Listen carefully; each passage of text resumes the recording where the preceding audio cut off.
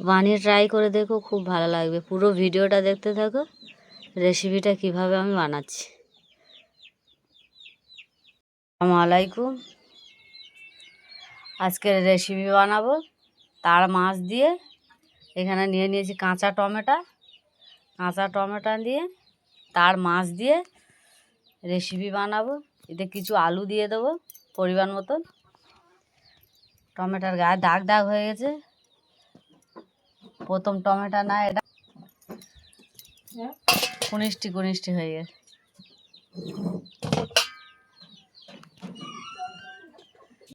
কড়া বসিয়ে দিয়েছি, কড়া গরম হয়ে গেছে, তেলটা দিয়ে দেবো।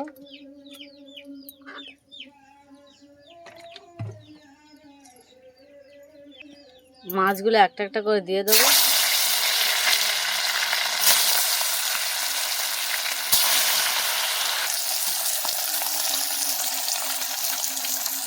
মাছগুলো সব উল্টে দেবো।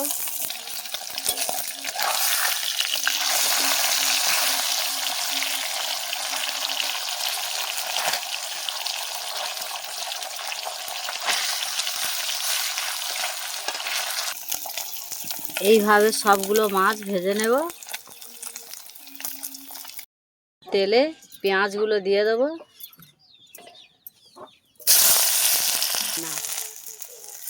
পেঁয়াজটাকে লাল লাল করে ভেজে নেব। আদা রসুন বাটাটা দিয়ে দেবো।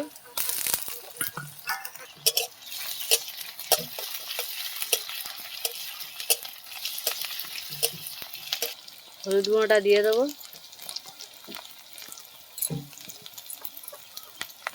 লঙ্কার গুঁড়ো,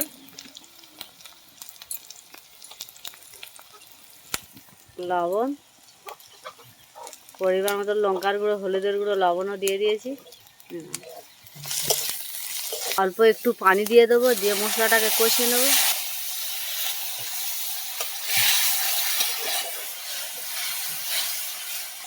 মশলার গা থেকে তেলটা ছেড়ে গিয়েছে, আলুগুলো দিয়ে দেবো।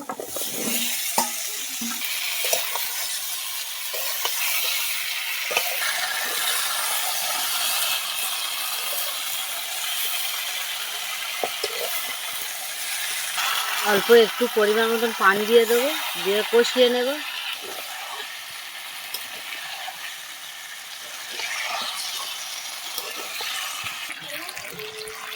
পানিটা দিয়ে কিছুক্ষণ কষিয়েছি, দিয়ে দেবো কাঁচা টমেটোটা।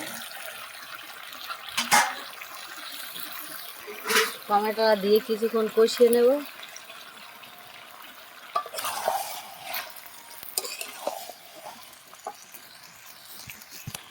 অনেকক্ষণ থেকে আমি কষিয়ে নিয়েছি, ঝোলের পানিটা দিয়ে দেবো। ঝোলের পানিটা দিয়ে দিয়েছি, ঢাকনা দিয়ে কিছুক্ষণ জ্বালে নেব। ফুটে গেলে মাছগুলো দিয়ে দেবো। ফুটে গিয়েছে, মাছগুলো সব দিয়ে দেবো।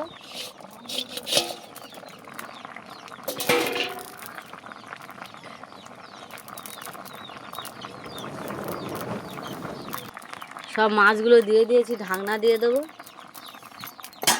ঢাকনা দিয়ে কিছুক্ষণ আরও 5 মিনিট জ্বালে নেব, নেওয়ার পরে কমপ্লিট হয়ে যাবে।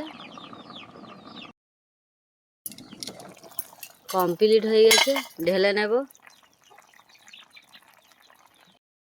আমি যেইভাবে নদীর মাছ দিয়ে, আলু দিয়ে, কাঁচা টমেটো দিয়ে রেসিপিটা বানিয়েছি, ওইভাবে বানিয়ে ট্রাই করে দেখো, খুব ভালো লাগবে খেতে। আর আমার ভিডিওটা দেখে লাইক, কমেন্ট, শেয়ার, সাবস্ক্রাইব করে দেবে। আসসালামু আলাইকুম, আল্লাহ হাফেজ।